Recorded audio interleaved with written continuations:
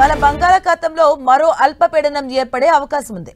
బంగాళాఖాతం మధ్య ప్రాంతాల్లో సముద్ర మట్టానికి సగటున 3.1 కిలోమీటర్ల నుంచి 5.8 కిలోమీటర్ల ఎత్తులో ఉపరితల ఆవర్తనం కొనసాగుతుంది. దీని ప్రభావంతో ఇవాళ పశ్చిమ మధ్య దానిని ఆనుకుని ఉన్న వాయువ్య బంగాళాఖాతంలో అల్పపీడనం ఏర్పడే ఛాన్స్ ఉందని విపత్తుల నిర్వహణ సంస్థ తెలిపింది. ఇది 48 గంటల్లో బలపడే అవకాశం ఉంది. ఇక దీని ప్రభావంతో రానున్న 2 రోజులు కోస్తాంధ్రలో పలు చోట్ల భారీగా వర్షాలు పడబోతున్నాయి. ఇప్పటికే ప్రభావిత జిల్లాల అధికార యంత్రాంగాన్ని అప్రమత్తం చేశారు. ప్రజలకు అలర్ట్ మెసేజెస్ పంపించారు. గంటకు 40 నుంచి 50 కిలోమీటర్ల వేగంతో ఈదురుగాలులు వీచే అవకాశం ఉంది. శనివారం వరకు మత్స్యకారులు సముద్రంలో వేటకు వెళ్లరాదని సూచించారు. ఇక పిడుగులతో కూడిన వర్షాలు పడే అవకాశం లేకపోలేదు. దీంతో ప్రజలు చెట్ల క్రింద శిథిలా వ్యవస్థలో ఉన్నటువంటి భవనాలు, హోర్డింగ్స్ వద్ద ఉండరాదంటూ హెచ్చరించారు. అప్రమత్తంగా ఉండాలని లోతట్టు ప్రాంత ప్రజలు జాగ్రత్తలు తీసుకోవాలన్నారు. ఇవాళ పశ్చిమ గోదావరి, ఏలూరు, కృష్ణా, ఎన్టీఆర్, గుంటూరు, బాపట్ల, పల్నాడు, ప్రకాశం జిల్లాలో పలుచోట్ల భారీగా వర్షాలు కురిసే అవకాశం ఉందన్నారు. శ్రీకాకుళం, విజయనగరం, పార్వతీపురం, మన్యం, తూర్పుగోదావరి, నంద్యాల జిల్లాలో కొన్ని చోట్ల మోస్తారు నుంచి భారీ వర్షాలు కురిసే అవకాశం ఉందంటున్నారు. ఇక మిగతా జిల్లాలో అక్కడక్కడ తేలికపాటి నుంచి మోస్తారు వర్షాలు కురిసే అవకాశం ఉందన్నారు. రేపు కృష్ణా, ఎన్టీఆర్, గుంటూరు, బాపట్ల, పల్నాడు, ప్రకాశం జిల్లాల్లో పలు చోట్ల మోస్తరు నుంచి భారీగా వర్షాలు కురిసే అవకాశం ఉందన్నారు.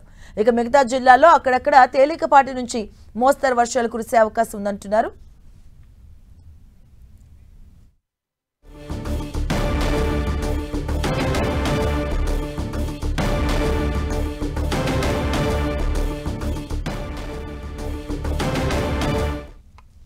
ఇదే అంశానికి సంబంధించిన పూర్తి అప్డేట్స్ మా కరెస్పాండెంట్ జార్జ్ అందిస్తారు. జార్జ్,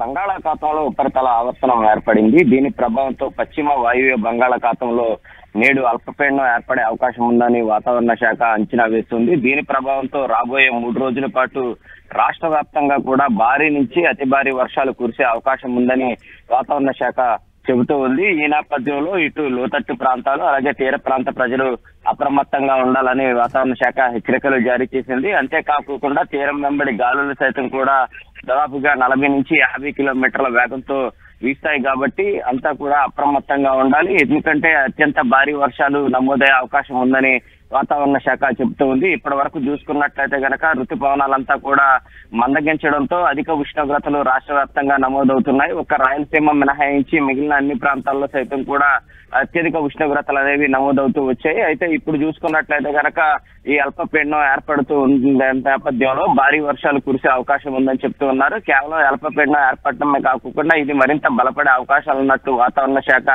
అంచనా వేస్తూ ఉంది. ఇది అతి తీవ్ర అల్పపీడనంగా కూడా మారే అవకాశాలు ఎక్కువగా కనిపిస్తూ ఉన్నాయి. అంతేకాకుండా ఇప్పుడు ఋతుపవనాలు సైతం కూడా చురుగ్గా కదులుతూ ఉన్న నేపథ్యంలో మరిన్ని అల్పపీడనాలు సైతం కూడా ఏర్పడటం, వాటిల్లో కొన్ని వాయుగుండాలుగా మరికొన్ని తుఫాన్లుగా మారే అవకాశం ఉందని వాతావరణ శాఖ అంచనా వేస్తూ ఉంది. ఇప్పటి నుంచి కూడా చూసుకున్నట్లయితే కనుక రాష్ట్ర వ్యాప్తంగా అనేక చోట్ల కూడా భారీ వర్షాలు అనేవి నమోదవడానికి ఛాన్సెస్ ఉన్నాయి. అయితే ముఖ్యంగా చూసుకున్నట్లయితే కనుక ఇటు నంద్యాల, ప్రకాశం, బాపట్ల, పల్నాడు, గుంటూరు, కృష్ణా, ఏలూరు, ఎన్టీఆర్, పశ్చిమ గోదావరి జిల్లాల్లో భారీ నుంచి అతి భారీ వర్షాలు, అలాగే డాక్టర్ బిఆర్ అంబేద్కర్ కోనసీమ, తూర్పు గోదావరి, కాకినాడ, అల్లూరు సీతారామరాజు, అనకాపల్లి, పార్వతీపురం, మన్యం జిల్లాల్లో భారీ వర్షాలు పడవచ్చని అంచనా వేస్తూ ఉంది. మిగిలిన చోట్ల ఏవైతే ఉన్నాయో మోస్తారు నుంచి తేలికపాటి వర్షాలు కురిసేందుకు అవకాశం ఉంది.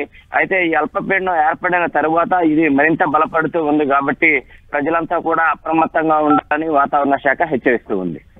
Right, thank you George.